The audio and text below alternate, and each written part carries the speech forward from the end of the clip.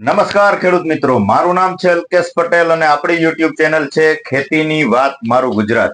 આપણી દુકાનનું નામ છે મિત્રો Hindustan agro seeds Kalavad, proper Kalavad, તાલુકો કાલાવડ, જિલ્લો જામનગર.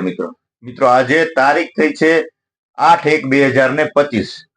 તો ખેડૂત મિત્રોનો ખૂબ ખૂબ આભાર કે આપણી ચેનલ થકી જે વિડીયોના માધ્યમથી પોતાના પાકમાં જે છે એ દવાનો ઉપયોગ કરી રહ્યા છે અને ક્યાંય ને ક્યાંય સારા રિઝલ્ટ મળી રહ્યા છે, જેના થકી આપણી પાસે નજીકના જે મિત્રો છે રૂબરૂ આવે છે અને બીજા જે અન્ય મિત્રો છે એ ઘણા બધા લોકો જે છે કુરિયર દ્વારા આપણા ઉપર એક વિશ્વાસ કરી અને જે છે દવા મંગાવે છે. તો તમામ ખેડૂત મિત્રોનો ખૂબ ખૂબ આભાર.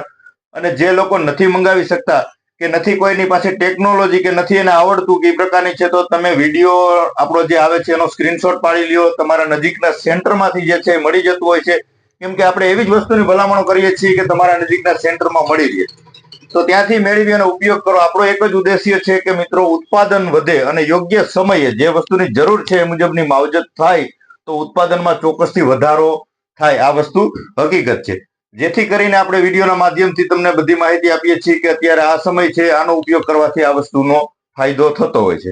તો આજે આપણે વિશેષમાં વાત કરવાની છે કે આપણે કોઈ પણ પાકના વાવેતર કર્યા છે, ચણા છે, ધાણા છે, વટાણા છે, જીરું છે, લસણ છે, ડુંગળી છે, આ પ્રકારના પાકના વાવેતર છે, તો ઘણા બધા ખેડૂત મિત્રોના પ્રશ્ન એવા છે કે એક સરખું વાવેતર નથી, ટૂંકમાં એક સરખો ઉગાવો નથી કે એક સરખો પ્લોટ નથી.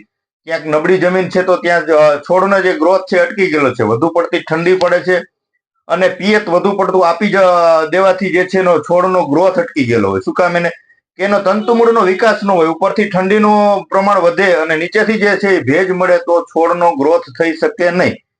પ્રકાશ સંશ્લેષણની ક્રિયા વ્યવસ્થિત રીતે ન થવાના કારણે જે છે રૂટ ડેવલપમેન્ટ, મૂળનો વિકાસ ન થાય, જેથી કરીને છોડ ગ્રોથ ન પકડે. બીજા નંબરમાં કે જમીનમાં એને પોષક તત્વોની જે જરૂર હોય, આપણે વાત અગાઉના વિડીયોમાં પણ કરી છે કે કોઈ પણ પાક હોય એના જીવન ચક્ર દરમિયાન 17 પ્રકારના ન્યુટ્રિયન્ટ્સની જરૂર પડતી હોય, પછી ઓછા વધતા પ્રમાણમાં જરૂર પડે. દાખલા તરીકે એનપીકે ના ગ્રેડ છે તો એનું વધુ માત્રામાં જરૂર પડે, પછી પોષક તત્વો છે તો એની ઓછા માત્રામાં જરૂર પડે, પછી મિક્સ માઇક્રોન્યુટ્રન છે, સૂક્ષ્મ પોષક તત્વો, એની એનથી ગ્રામની ગણતરી કરી એ મુજબની ઉપરથી છંટકાવમાં તમે આપી દો તો પણ એના રિઝલ્ટ ક્યાંય ને ક્યાંય ચોક્કસથી સારા મળે.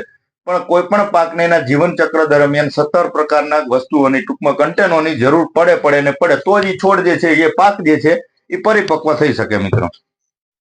તો એવી જ કંઈક આપણે આજે વાત કરશું કે આપણે વાવેતર કરેલું છે, ચણા છે, ચણાના વટાણા છે. ચણાના પાકમાં અત્યારે પીળિયાનો પ્રશ્ન વધારે પડતો જોવા મળી રહ્યો છે. નીચેના પાન જે છે પીળા પડી જાય છે, ખરી જાય છે અને ઉપર જે છે ફ્લાવરિંગ છોડ ભૂલી જાય છે.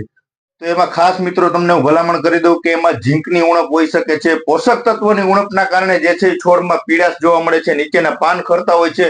ફૂગનાશકના કારણે પણ આ વસ્તુ શક્ય બને છે.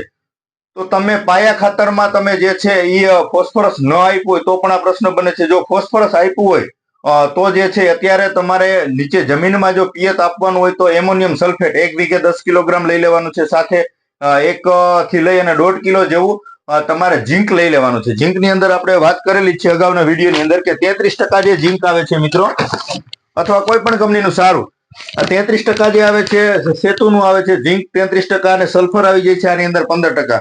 આ વસ્તુ પણ સારી આવે છે. વીઘે 1 થી 1.5 કિલોનો જે છે ડોઝ છે.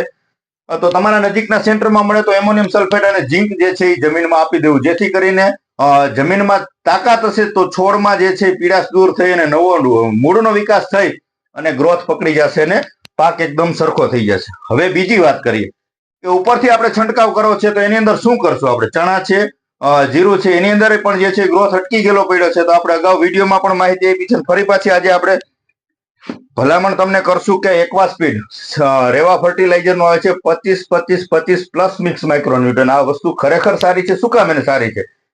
કે સસ્તું છે, ખેડૂતને પોસાય એવું છે. અને બીજા નંબરમાં કે આની અંદર આમ જોવા જઈએ તો એનપીકે નો ગ્રેડ તો આવી જ જાય છે, પોષક તત્વો, મુખ્ય પોષક તત્વો તો આવી જ જાય છે, પ્લસ આની અંદર જે સૂક્ષ્મ પોષક તત્વોની ઓછા માત્રામાં છોડને જરૂરત હોય છે એ આની અંદર આવી જાય છે. એટલે જેથી કરીને છોડમાં પીળાશ હોય છે, નીચેના પાન જે છે ચણાના પીળા પડીને ખરી જતા હોય છે. આવી પરિસ્થિતિ હોય, છોડનો ગ્રોથ અટકી ગયેલો હોય, તો જે છે તમે આનો ઉપયોગ કરો તો છોડમાં જે છે પોષક તત્વોની ઉણપ દૂર થઈ અને છોડ જે છે પાછો રિકવર થઈ અને ગ્રોથ પકડશે અને જે છે ઉત્પાદન જે આપણે ફ્લાવરિંગ જે હોય છે, ફ્લાવરિંગ વ્યવસ્થિત લાગી અને ઉત્પાદનમાં ક્યાંય ને ક્યાંય ચોક્કસથી વધારો જોવા મળશે. તો આ પ્રકારની સ્થિતિ છે અત્યારે. તમારા પાકમાં જો આ પરિસ્થિતિ હોય, એક સરખો પાક હોય તો નો કોઈ પ્રોબ્લેમ જ નથી, કોઈ પ્રશ્ન જ નથી, પણ છતાં પણ જે છે પોષક તત્વોની ઉણપ તો છોડમાં રહેતી જ હોય છે. દાણો ભરાવદાર કરવા માટે, ક્વોલિટી સારી કરવા માટે તમે ચોક્કસથી એક વખત આનો ઉપયોગ કરી લેવાનો છે.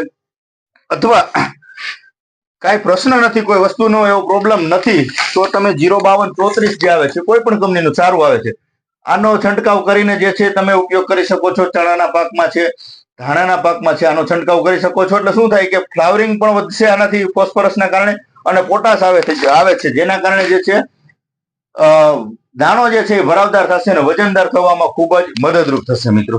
તો આ પ્રકારની વાત છે. ચણામાં સારી કન્ડિશન છે, સારી પરિસ્થિતિ છે, તો ફાલની દવા વાપરવી હોય તો આપણે એની ભલામણ પણ અગાઉ કરેલી છે કે ફલમગ્રો ઘણી બધી કંપનીના આવે છે, બીજા એમિનોબાઇટ ઘણી બધી પ્રોડક્ટો આવે છે. તમે કંઈક વાપરવું હોય, કંઈક અલગ વાપરવું છે તો વસ્તુ સારી છે. પંપે 20 ml નો પહેલો ડોઝ છે, બીજો ડોઝ તમારે કરવો હોય તો પંપે 25 ml નો છે.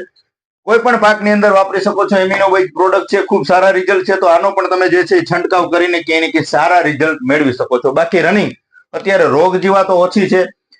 જીરાના પાકમાં જોવા જઈએ તો થ્રિપ્સ અને મોલાના એટેક છે, તો એમાં આપણે માહિતી આપી છે કે સહારા ઇન્ટરનેશનલ કેમિકલનું જે આવે છે ટોલ ફેરા, આનો છંટકાવ કરી દેવાનો. એટલે કે જે છે થ્રિપ્સ છે, મોલો છે, એ એક દવામાં જ બેને આવી જાય છે. પંપે 40 ml નો ડોઝ છે, તો આ ઉપયોગ કરીને પણ તમે સારામાં સારા રિઝલ્ટ મેળવી શકો છો. ચણાના પાકમાં ખાસ ધ્યાન દેવા જેવું છે કે પીડિયાનો પ્રશ્ન છે, એ લોકોએ ઝીંક નીચેથી આપી દેવાનું છે, અને ઉપર છંટકાવમાં જે છે 25-25 નો છંટકાવ કરી દે, જેથી કરીને ચણા રિકવર થઈ અને પાછો જે છે ફાલ પકડી અને સારું ઉત્પાદન આવે, આવી કાળજી રાખીએ, જેથી કરીને આપણે ખેડૂતોને ઉત્પાદનમાં ચોક્કસથી વધારો જોવા મળે. વિશેષ કાંઈ માહિતી હોય તો આપણે ડિસ્ક્રિપ્શનમાં આપણા મોબાઈલ નંબર આપીએ છીએ. કાંઈ પણ અલગથી માહિતીની જરૂરત હોય તો ચોક્કસથી તમે ફોન કરી શકો છો. બાકી વિડીયોની અંદર જે પ્રકારની સ્થિતિ છે, અત્યારે જે વસ્તુની જરૂરત છે એ મુજબના આપણે વિડીયોમાં માહિતી આપણે સુધી પહોંચાડી દઈએ છીએ. તો ચોક્કસથી વિડીયો પૂરેપૂરો જોઈ લેવાનો. આપણી ચેનલને લાઈક કરજો, શેર કરજો અને સબસ્ક્રાઇબ કરજો, જેથી કરતા જેમ બને એમ વધુ ખેડૂતો જોડાય અને સાચી સલાહ અને માર્ગદર્શન મળે અને ઉત્પાદનમાં ક્યાંય ને ક્યાંય વધારો થાય, આવા હેતુથી આપણે ચેનલ ચલાવીએ છીએ મિત્રો. રજા આપશો મને. જય જવાન, જય કિસાન.